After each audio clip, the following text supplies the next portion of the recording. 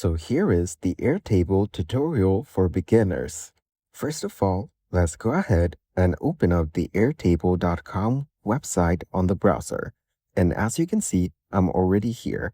And on the top here, you will get to see all of these sections. Let's click on pricing to check it out. Over here, you will get to see all the available plans that they offer, starting with free, team, business, and enterprise scale. For now, let's go over to the top right corner and click on Sign Up for Free. Over here, you can use your work email or sign in with Google, Apple, or more.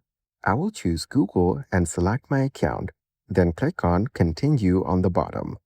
And as you can see, we are now being logged in. Give it some time to load up. And once you're here, you will first need to put in your company name.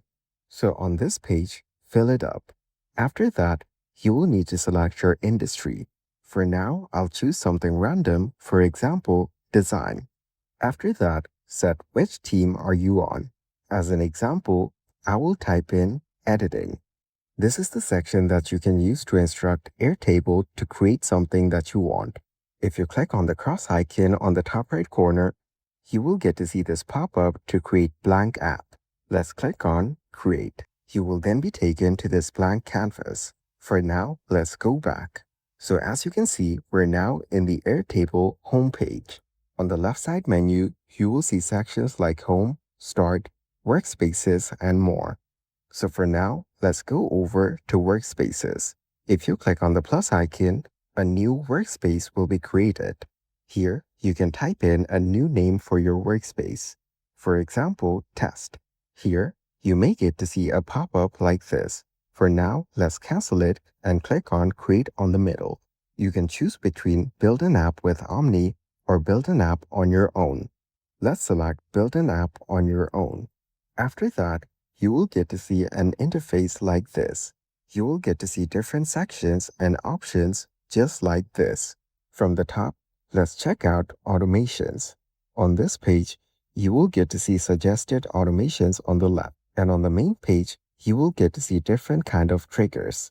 After that, we have interfaces on the top.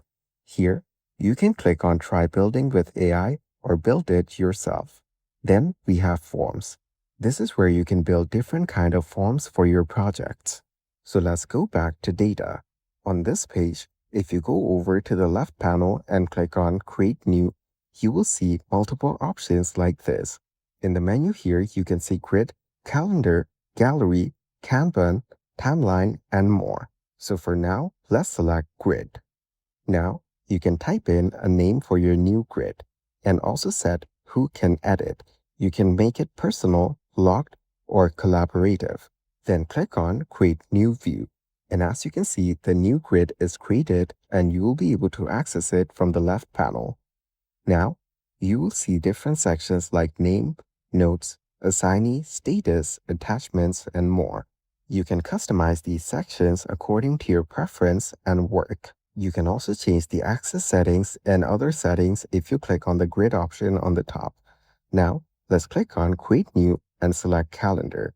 Here, you can name your calendar and set the editing options like before. After choosing, just click on Create New View. And as you can see, the calendar has been created. Here, you need to choose or create a new data field. So set it up according to your preference and click on Done. So as you can see, the calendar has now opened. Over here, you can select any date and then put in different deadlines or reminders for anything that you want. You can also click on the start date and set a date according to your preference. After that, if you open these hidden fields, you can put in additional notes if you want. After that, on the assignee section, you can assign anyone from your team. Then we have the status option. Here, you can select any of these statuses or type in your own. You can also click on attachments if you want to add any. And on the left side, you will see different options that you can use to add attachments. For now, let's cancel it. Next up, you have Attachment Summary.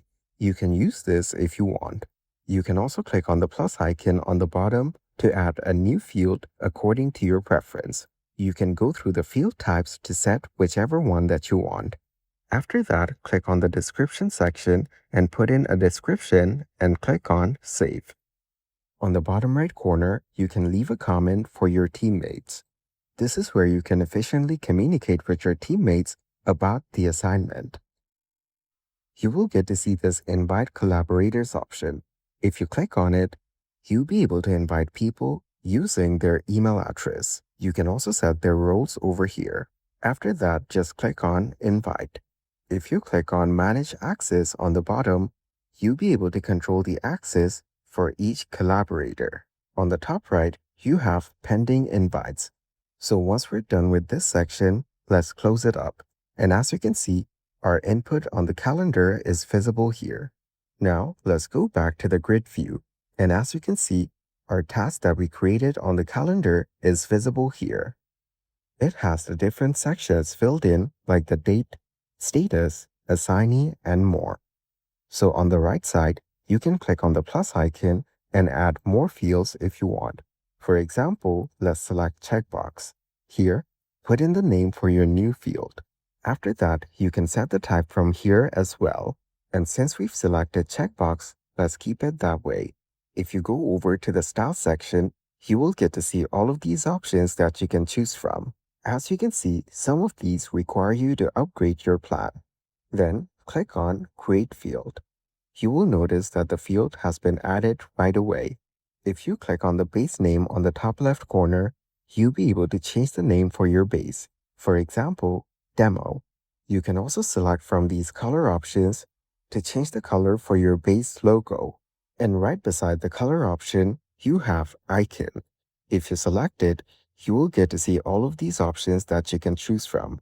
And once you select one, you will get to see that the icon has changed instantly. This way, you can customize it according to your preference. Now, right under, you will get to see this Add or Import button. If you click on it, you can select Start from Scratch, New Table, or any of these options from other services. If you click on More Sources, you will see additional options that you can choose from.